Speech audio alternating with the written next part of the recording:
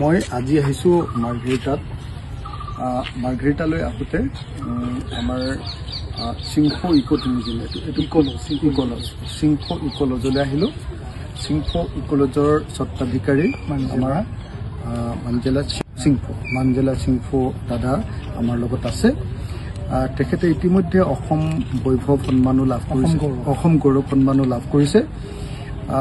অসমত ইকো টুৰিজমৰ যিটো কনচেপ্ট, গাঁৱৰ মাজত গাঁৱৰ মানুহক লগত লৈ গাঁৱৰ প্ৰাকৃতিক পৰিৱেশত গাঁৱলীয়া মানে আপোনাৰ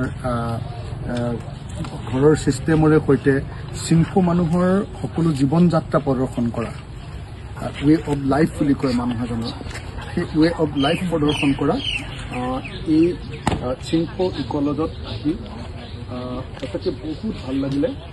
মই অনুৰোধ কৰিম যে এনেকুৱা এটা অনুষ্ঠান গঢ়ি তুলিব পৰাটো কাজিৰঙা অৰ্কিড পাৰ্ক আমি যেতিয়া তৈয়াৰ কৰিছোঁ তেতিয়া দেখিছোঁ যে সেইখন ইমান সুন্দৰকৈ ৰাখিবৰ কাৰণে বহুত কষ্ট হয়, কিন্তু মইতো ইয়ালৈ আহি দেখিলোঁ যে তাতকৈও বেছি ধুনীয়াকৈ এই বাৰিষাৰ সময়তো ইমান ধুনীয়াকৈ ৰাখিছে যে প্ৰশংসা নকৰাকৈ নোৱাৰে।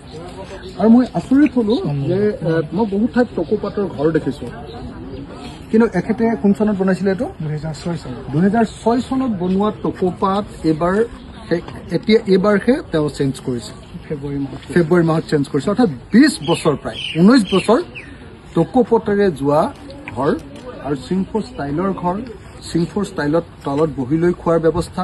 আপোনালোকৰ এই ঢাকনিখন যে দি থৈ সেইটো কি বুলি কয়? এইটো উৎসৱ বুলি কয়, ফোন বুলিও কওঁ, ফোন যিটো আমি কাজিৰঙা অৰ্কিড পাৰ্কত সংৰক্ষণ কৰি ৰাখিছোঁ সেইটো বহুতকেইটা ইয়াত দেখিবলৈ পালোঁ। তাৰপিছত মই দেখিবলৈ পালোঁ যে এখেতে খুব সুন্দৰকৈ সিংফোবিলাকৰ পাকঘৰটো ৰাখিছে। পাকঘৰটোৰ ওপৰত থকা যিবিলাক আমি আপোনালোকক কি বুলি কয়, এইখন গ্ৰাপ বুলি কওঁ, গ্ৰাপ মানে জুইশালৰ ওপৰত যিখিনি থাকে সেইখিনি বস্তু ইমান ধুনীয়াকৈ ৰাখিছে আৰু মেইনটেনেঞ্চ ইমান ভাল যে সঁচাকৈ মই ভাবোঁ যে অসমৰ প্ৰত্যেকজন মানুহে মাজে মাজে কেতিয়াবা জীৱনত অন্তত এবাৰৰ কাৰণে ইকো টুৰিজম কি আৰু এটা বস্তু আপুনি ৰাখিছে যে আপোনাৰ কি কয় চুঙা চাহ, সিংফোবিলাকৰ যিটো ফলাপ বুলি কয়, শুকান মানে চুঙাৰ চাহ, যিটো হয়তো অসমৰ চাহৰ আৰম্ভণি য'ত অসমৰ চাহ আৰম্ভ হৈছিলে, যিটো দেখি হয়তো ব্ৰিটিছে চাহ খেতি ইয়াত কৰিব পৰাৰ সম্ভাৱনীয়তাৰো কথা ভাবিছিলে, সেই ফলাপৰ ব্যৱস্থাও ইয়াত ৰাখিছে। মানে ইমান ধুনীয়াকৈ এইখন মেইনটেইন কৰাৰ কাৰণে, ইমান ধুনীয়াকৈ এটা ইকো টুৰিজমৰ ব্যৱস্থা কৰি দিয়াৰ কাৰণে মই আৰু অসমৰ সকলো মানুহক এই অনুষ্ঠানটো চাবৰ কাৰণে অনুৰোধ জনাইছোঁ। আমি বাহিৰলৈ গৈ থাকোঁ, কিন্তু আমাৰ নিজৰ ৰাজ্যতে, আমাৰ নিজৰ ঠাইতে মাৰ্ঘেৰিটা সিংফো ইকোলজ ইমান ধুনীয়াকৈ মেইনটেইন কৰিছে, ইমান ধুনীয়াকৈ ৰাখিছে। গোটেই ব্যৱস্থাটো দেখিলে ভাল লাগে যে এজন আৰ্টিষ্ট, মই ভাবোঁ যে এনেকুৱা ধৰণৰ কাম কৰিব পৰা মানুহ এজনক আৰ্টিষ্ট বুলি কোৱা হয়। তেওঁ মানে এজন ব্যৱসায়ী নহয়, এজন পৰ্যটকক মাতি অনা এজন হেৰি নহয়, এজন প্ৰকৃত অৰ্থত artist. How we should maintain our lifestyle, কেনেকৈ আমাৰ ৱে অফ লাইফটো আমি কেনেকৈ আগবঢ়াই লৈ যাব লাগে। যদি সঁচাকৈ অসমীয়া মানুহে কিবা শিকিব লাগে ইকো টুৰিজম সম্পৰ্কে, এই বস্তুটো চাবলৈ আহে বিদেশৰ মানুহে।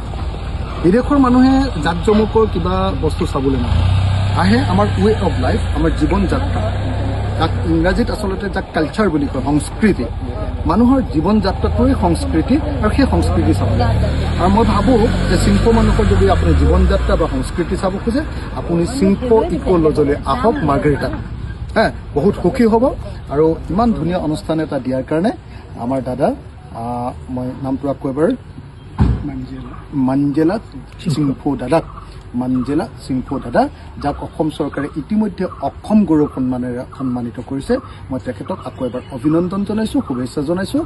অসমৰ নাম, অসমৰ একদম পুৰণি জনগোষ্ঠী সিংফোসকলৰ নাম উজ্বলাই তোলক, এই আশা কৰি মই সমগ্ৰ অসমবাসী ৰাইজলৈ এই ভিডিঅ'টো আগবঢ়াইছোঁ।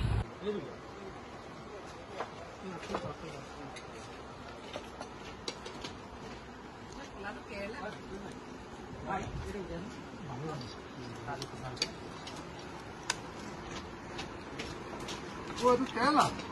Hah? Tunggu, itu.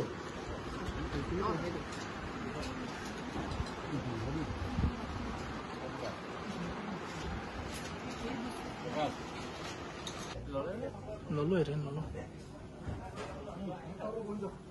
ঠিক আছে নে পাই যাব না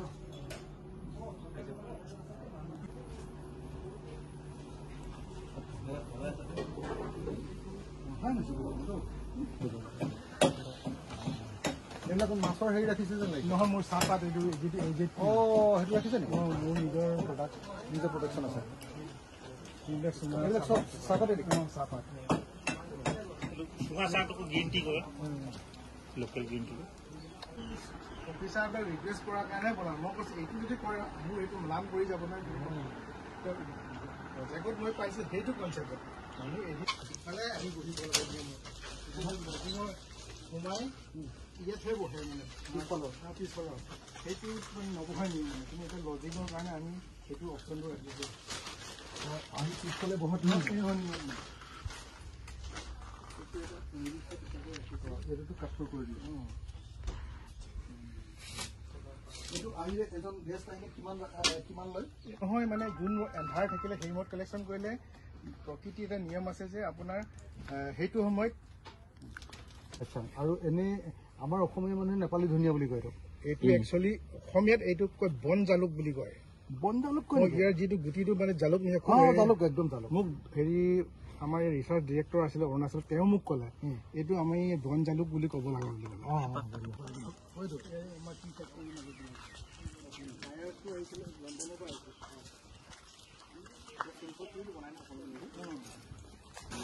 আমাৰ কমটো হ'ল নাই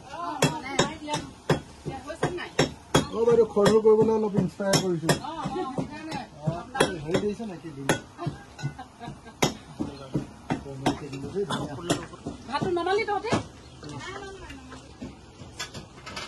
এতিয়া আমাৰ গাঁৱৰ মহিলাবিলাক পাৰ্ট টাইম জব কৰে চব এই কনচেপ্টৰ মতে